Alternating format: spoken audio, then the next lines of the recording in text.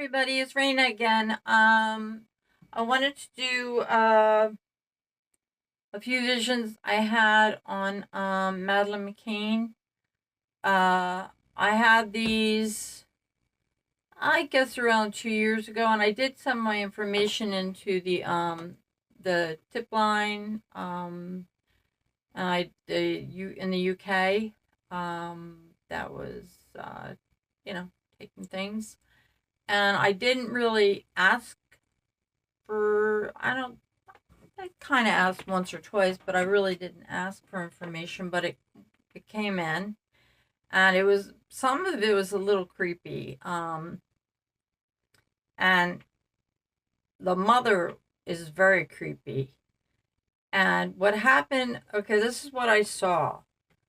Now this is all, a lot of this is in symbolism because it's visions and they're symbolic of different things. A lot of them you'll see more like a reality thing, like the cliff I saw in Natalie's vision, I believe is what the real cliff and what actually may have occurred. I believe occurred. But in this one, it was more symbolic. And you'll have to try to bear with me on this one because I am not familiar with Portugal. And neither am I with Aruba, but this was more symbolic in a lot of ways. Okay, so Madeline McCann was, I believe she was 3 years old. And this happened in 2007. The family went on vacation to Praia in Praia da Luz, Portugal, with a few other couples with their children. And it was quiet beach community. And Madeline, they went out to dinner every night and they left the kids in their own hotel rooms. They were in that part of the world, they're not like extravagant or anything. And they're all like one level, I guess because of storms or whatever, I think. Because I did see the hotel rooms and everything seemed to be on one level. And it was kind of hilly in places.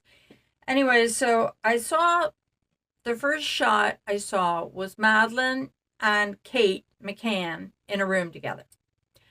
And Madeline was on the floor and Kate was sitting at a desk behind Madeline. And Kate had this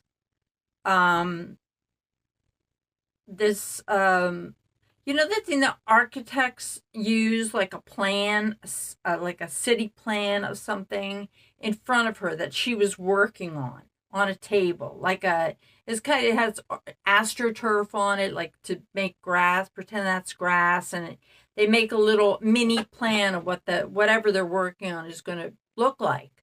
And she was meticulously working on this thing. And Madeline was innocently sitting on the floor in front of her, in front of the table. And I was kind of looking for Madeline's view. I was looking at her level so I could see up at Kate, what she was doing. And Madeline was playing with her toys and she was kind of like humming a little bit but I knew she knew, Madeline knew that Kate was watching her. And she was very aware of this. And Kate was watching her with an eagle eye.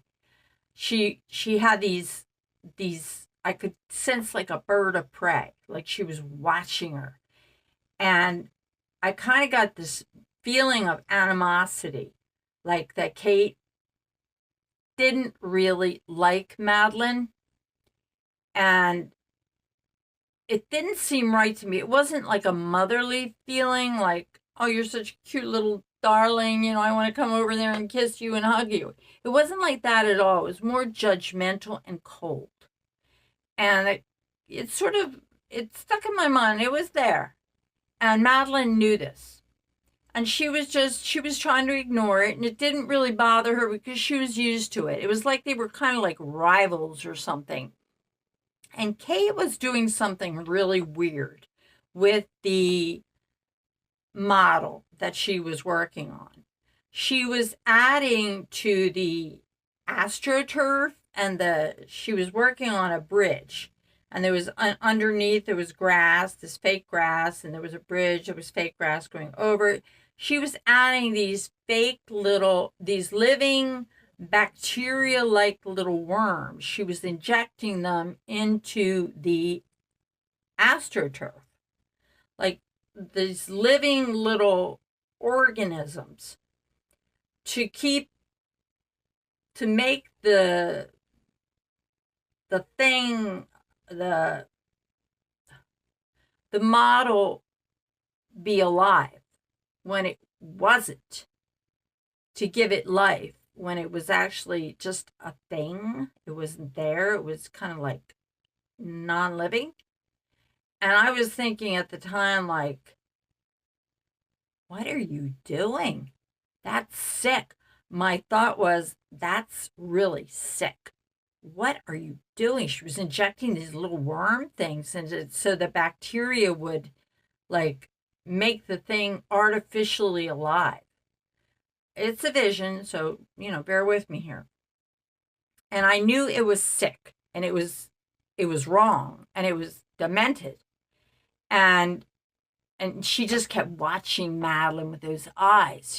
She has those, eyes. Anyway, so I'm not judging or anything. I'm just saying she was watching her. The next thing I saw, I think the next thing was Madelene was getting a bath. And there were bubbles all over the tub. And Madelene was, again, playing in the tub. And I was kind of like part of the wall. And I could see her with the bubbles in the tub. And Jerry was kind of helping her get a bath. And he had a camera, like a 35 millimeter. And she was just, doing her little thing. And once in a while, he would snap a picture of her in the tub. And then he would put the camera on the edge of the tub. And then he would not look at her, pretend like he was looking at something else, and he'd do it again. And he'd be taking pictures of her while she was in the bathtub. And I thought, you sick. Why are you taking pictures of your daughter while she's in the bathtub? And I knew right away that he had been inappropriate with Madelene. Maybe not physically, but he'd been taking pictures of her. Not for himself, but for somebody else. And was using them in some way, And I knew what was happening. And I thought, what if that camera falls in the water, you fool? And there was actually missing film afterwards.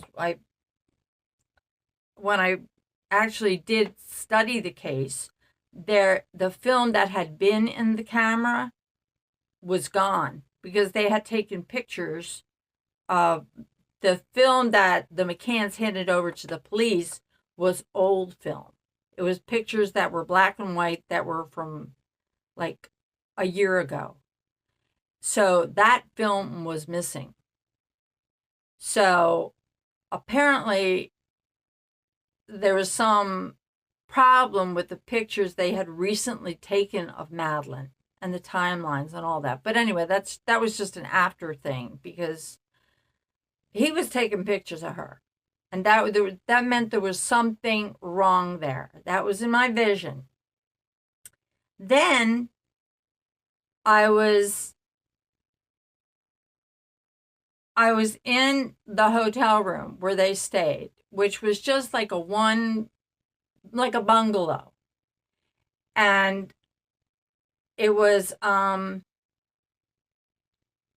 actually wasn't the last scene. I was standing where my mother used to live. It was a hill. It was a twin house. She lived on the inside twin, and the neighbors lived on the outside twin. And there was a hill that went down like to the street, to the sidewalk. The houses were here, and then there was a hill that went down, and then the hill that went down to the sidewalk. And then you go to the sidewalk, and it was the end, it was the corner house.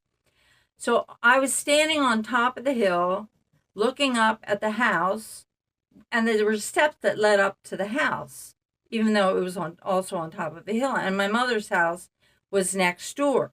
But my mother's house was locked up. She wasn't there anymore. She had already moved. And so it wasn't being used. So I was standing on top of the hill, and all of a sudden, there's this blood. I see Kate up in the neighbor's house, which is closest to me, whose property I'm standing on, and there were all dry leaves on the ground. Now, I don't have a fixation with dry leaves lately, but this is, what happened. And I hear, I'm watching, and Kate is watching from the top of the house on the porch. And her eye, again, is like bugged out, staring at what everybody's doing. And she's like watching. And I make her sound evil, but this is how it came out. Like, she was watching everything, and her eyes were like an animal of prey, like piercing.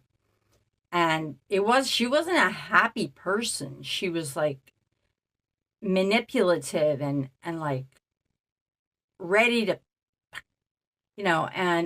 anyway, she was watching there, and all of a sudden I heard this blood curdling scream, and these two nuns came running by, arm in arm, linked arm in arm. They looked exactly the same in black. They had black the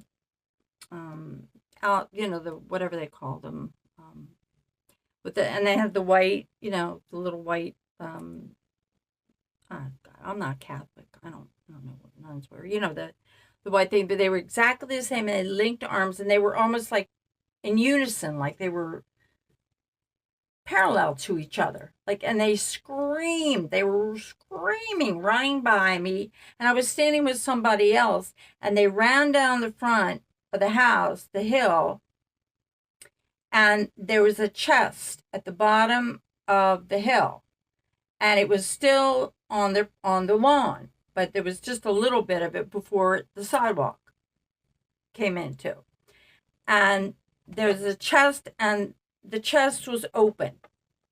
And the police inspector that was in charge of the case, the Portuguese police inspector, who was honest, he said that there were all these, they were looking inside the chest, me, the nuns, the police inspector, and somebody else, and the two cadaver dogs were there. The ones that were sniffing they found the scent of decaying persons, decaying body scents, and in several places yet, but anyway, so there was inside the chest, there was a black chest, and it had brass like brackets around it. It was like one of those black steamer chests, and it was big. It was like maybe this big, and it was a fairly big chest, and it was open, and there were like confetti and puzzle pieces in it, like that size, cardboard. And then I picked up a piece, and it was Madeline's face, and like a puzzle had been made of her, and it was her eyes and her nose I could see, and there were other to throw somebody off. There were other like blank pieces, gray, brown, different colors and stuff like that, and I knew her whole body was in there, the puzzle piece of her whole body. And the dogs started sniffing in, and the inspector kind of shooed the dogs away. And he just kind of went like, he said, if the dogs would have been allowed to continue, he said they would have found her. And he said, he made me put down the puzzle piece. And he said they would have found her if they would have been allowed to continue. And I knew she had been put in some place where she was with something or somebody, she had been contained in some place where she was mixed in with either construction, another body, um, something where she was disguised, where they wouldn't ordinarily find her. And the detective was just shaking his head like disgusted, like they could have solved this case if they were stopped. In other words, they were stopped from solving the case. And the dogs just would have solved the case because there was enough evidence. And it was just, and I can tell you what the nuns meant too. And anyway, and then the last scene I saw was I was in their bungalow. It was supposed to be their bungalow. I don't know what their bungalow looked like, but it was like a small hotel room, and everything was like whitewash. The doors were all whitewash. Everything was very bright. And they were just about to leave. And I was part of the party. And anyway,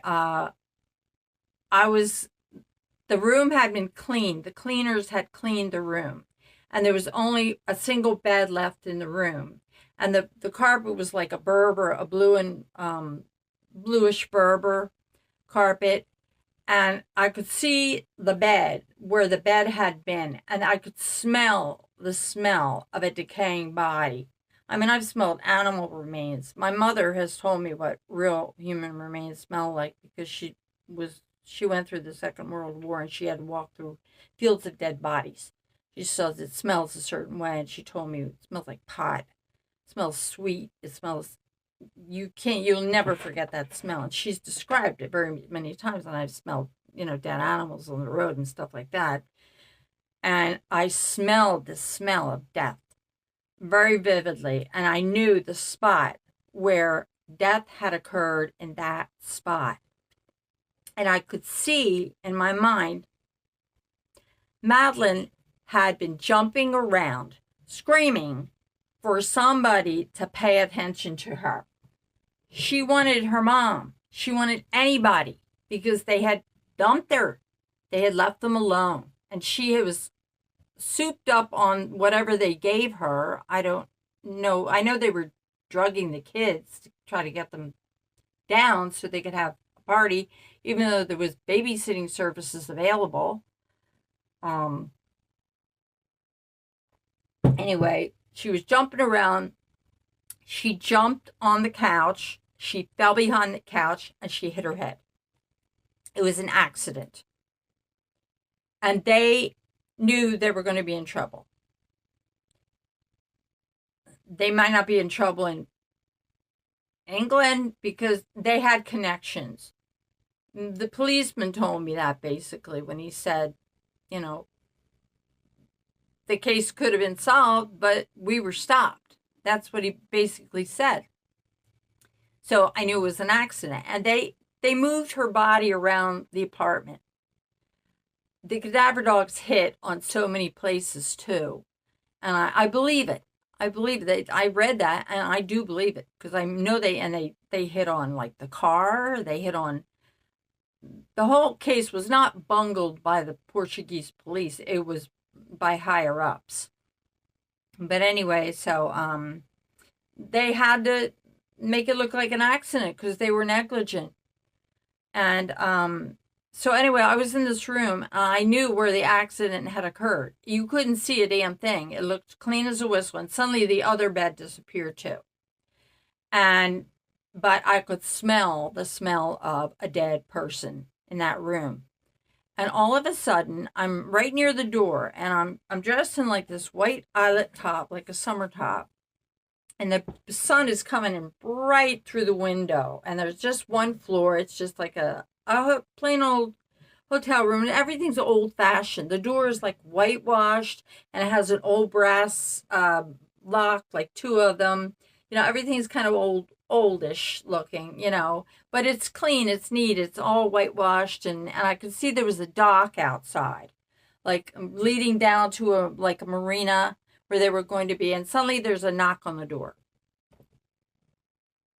And somebody says from lower, "Mommy, good morning." And she said, "Good morning, Mommy. It's time to get up." And I realized it's Madelene. And I'm trying to, open the door, but it's one of those old-fashioned switches. And to tell you the truth, I was a little afraid to open the door to see what I'd find. And it's not, I realized first I thought maybe it's my girls, when they were little, maybe, but it wasn't their voices. It was somebody else's voice, and she's calling me Mommy. And she did this 4 times, and she was down low, so it was somebody, and she was this far away from me. And this was a vision, so this was clear, crystal clear. And she did, and finally she said, "Okay, Mommy." Well, and I didn't answer her because I wasn't sure what to say.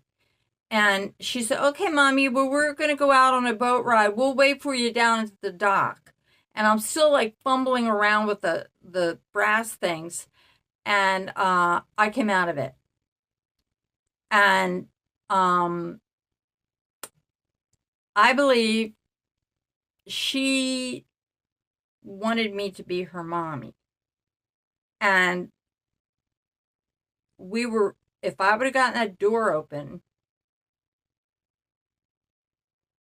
But anyway, I believe the twin house was 2 of something.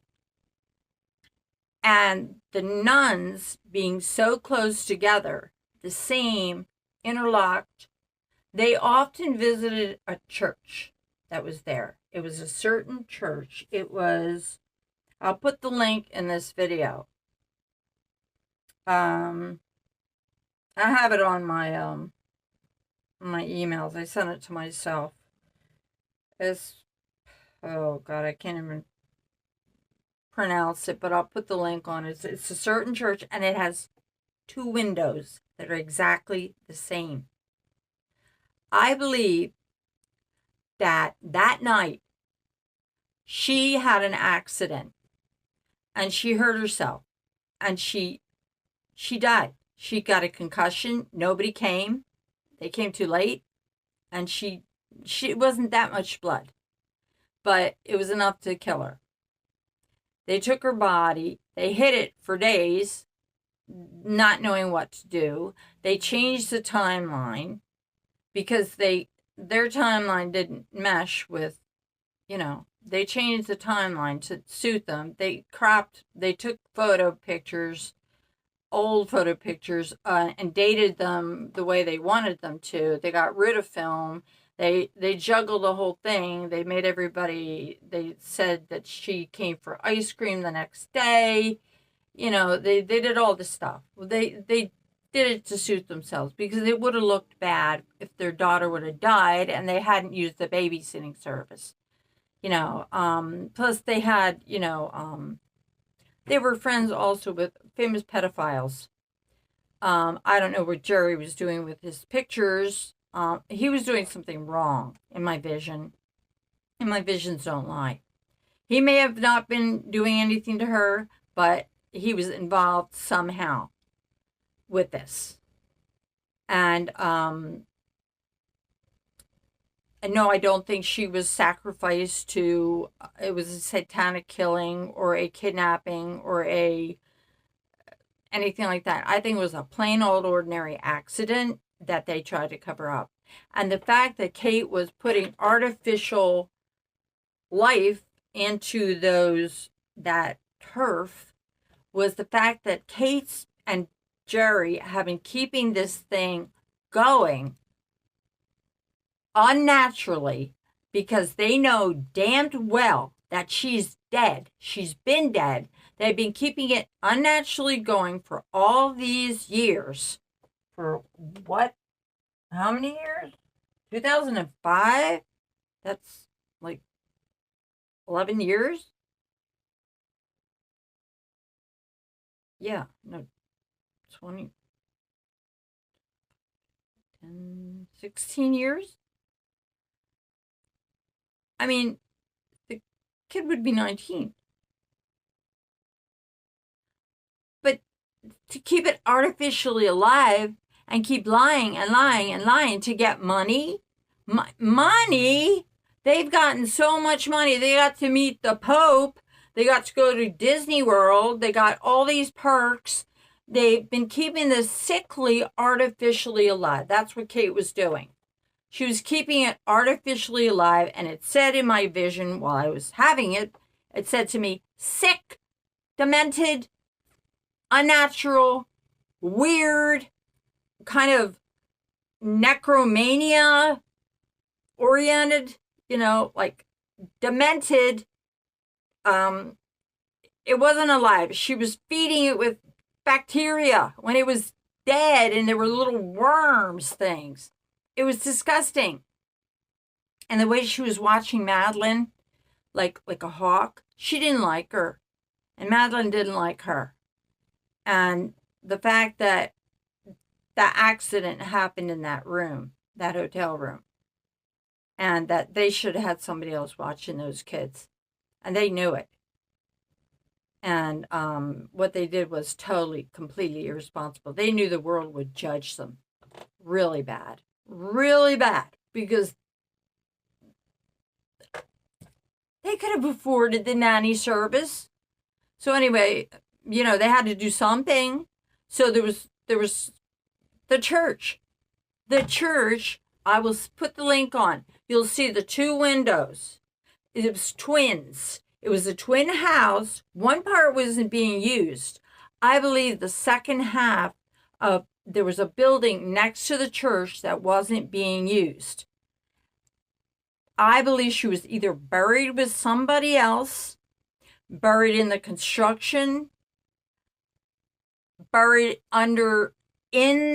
she's in that church area. She's inside. I believe the sidewalk was the street. This, in my vision, was the street. The lawn was the actual church property. The sidewalk was the street. The street was like the ocean. Then the ocean came. Could have been the highway in there too, but it was buried on the church property. That's where she is. She's buried on that property. She's in with one of the, I don't know. And someday she will be found, because I saw another vision of a little girl washed up on the beach holding a little bunny rabbit. They were both wet, soaked, but they were washed up on the beach. So someday they will find her body. And this is very, very sad. It's another case of child neglect that didn't have to happen. And so for somebody to carry this on so long, they know what they did.